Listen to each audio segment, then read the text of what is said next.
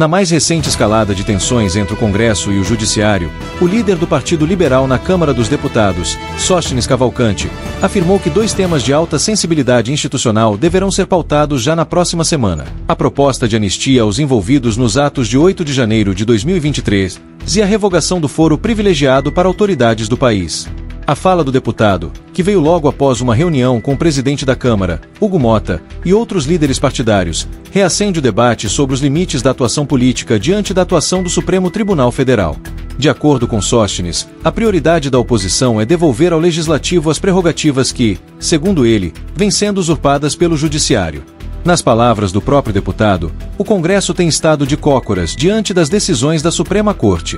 Ele argumenta que o avanço do ativismo judicial compromete o equilíbrio entre os poderes e que a pressão exercida pela bancada conservadora nos últimos dias teria obrigado o presidente da Casa a colocar temas controversos na pauta.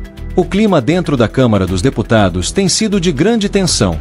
A semana foi marcada por protestos da oposição, principalmente da ala bolsonarista, com ocupações simbólicas da mesa diretora, discursos inflamados e cartazes cobrindo as bocas dos parlamentares, uma representação clara da narrativa de que a censura ou cerceamento de liberdades.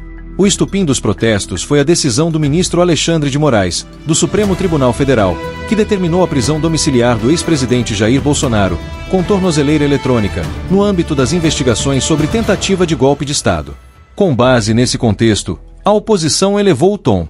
Deputados pedem não apenas a anistia aos condenados por participação nos ataques de 8 de janeiro, mas também o impeachment de ministros do Supremo, especialmente Alexandre de Moraes.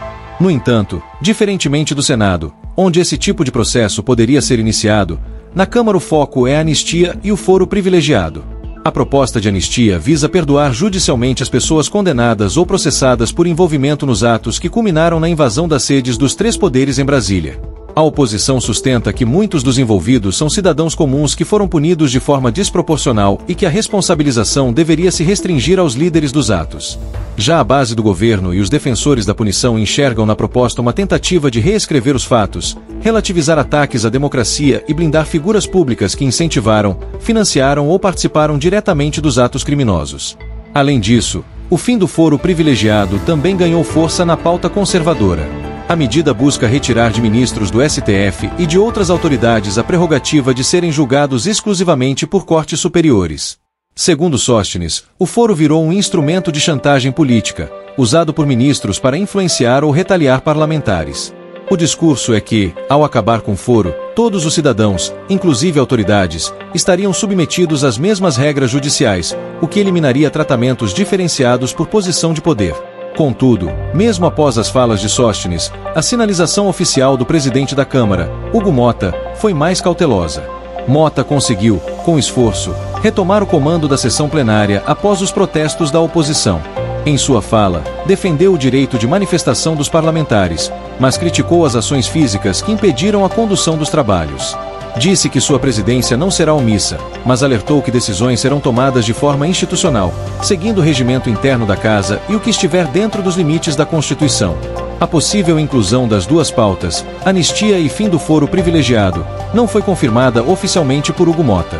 O que existe até agora é uma pressão política crescente, que tenta transformar essas propostas em moeda de troca para destravar outras votações e testar os limites de poder da base conservadora no Congresso. É importante destacar que líderes governistas negam qualquer compromisso formal com a oposição para a inclusão dessas matérias na pauta da próxima semana. Ainda assim, a ofensiva liderada por Sóstenes se conecta a uma movimentação mais ampla, o chamado Pacote da Paz. Trata-se de uma articulação política que inclui a anistia, o fim do foro, projetos contra a atuação de ministros do STF e outras propostas voltadas a restaurar o que parlamentares conservadores chamam de equilíbrio entre os poderes. Flávio Bolsonaro, senador e filho do ex-presidente, também está entre os articuladores do pacote. A motivação central, ainda que não dita publicamente por todos, é clara: criar um escudo institucional e legal para o ex-presidente Jair Bolsonaro e seus aliados, diante do cerco judicial que se intensificou em 2025. A proposta de fim do foro privilegiado não é nova. Em 2017, o Senado chegou a aprovar um projeto que restringia o foro a crimes cometidos no exercício do mandato e relacionados à função. Em 2018, o Supremo também tomou decisão nesse sentido. No entanto, na prática, muitos casos continuaram sendo julgados pela Corte, inclusive casos envolvendo o ex-presidente.